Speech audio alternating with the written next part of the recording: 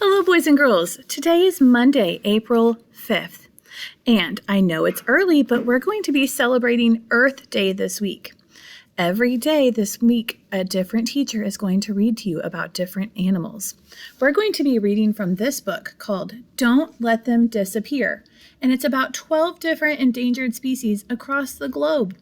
The author is Chelsea Clinton, and it was illustrated by Gianna Marino.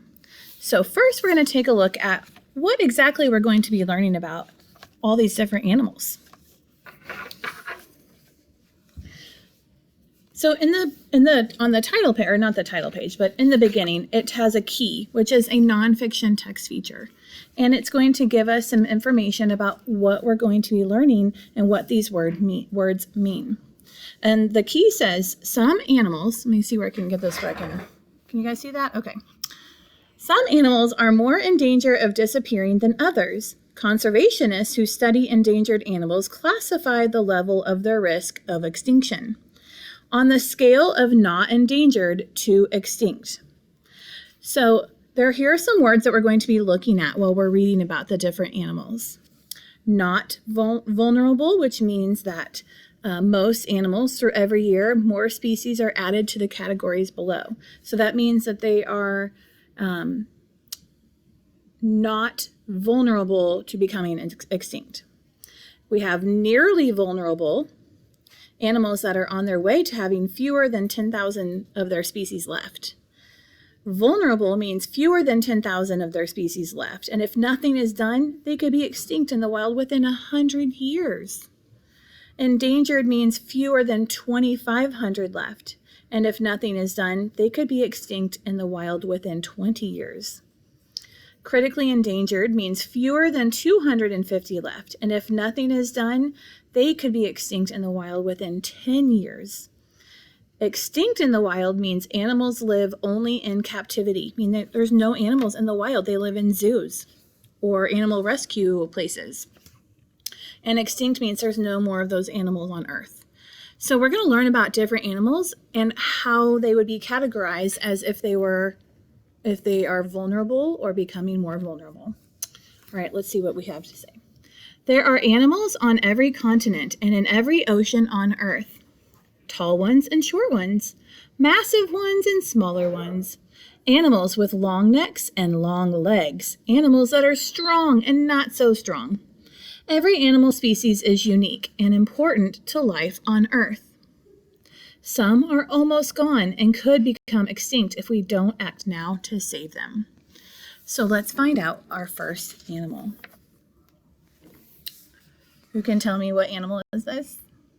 It has a really long neck. If you said giraffe, you're right, it's a giraffe. Let's read about giraffes and if they are vulnerable or not.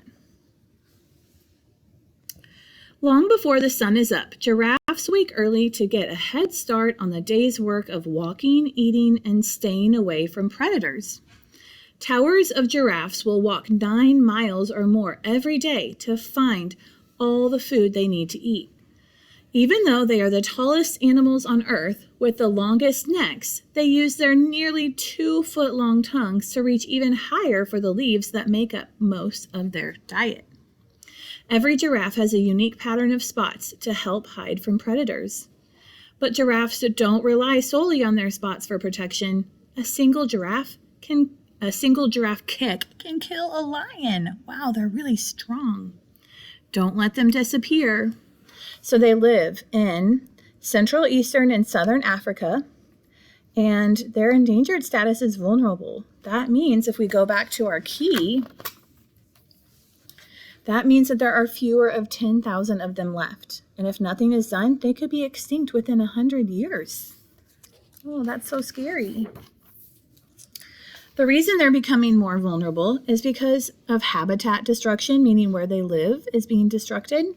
Poaching, which means when people hunt them and it's illegal to hunt them, or war and climate change.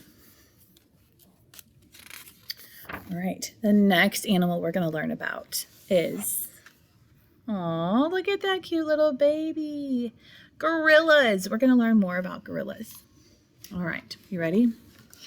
Waking up with the sun, gorillas leave their nests to find food before they'll need to rest again as the day heats up.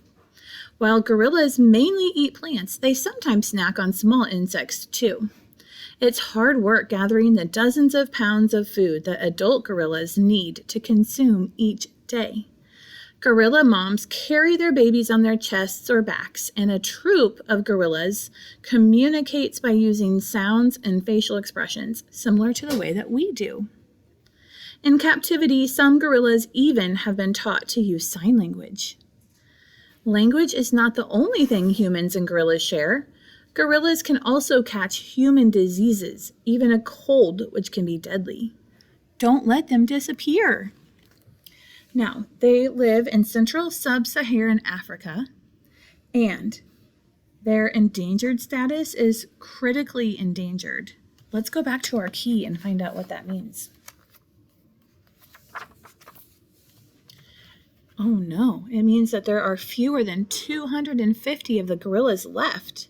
And if nothing is done, they could be extinct in the wild within 10 years. So we need to do our part, whatever we can, to help them survive.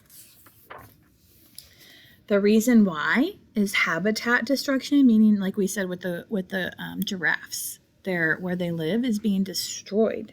Poaching, which is illegal hunting, and war, where they live. So those are just 2 animals that you're going to learn about this week. And tomorrow and the next day and the next day, you're going to learn even more about different animals from different teachers. I hope you enjoyed learning about giraffes and gorillas. And let's be thinking about what we can do to help protect our planet. Have a great day.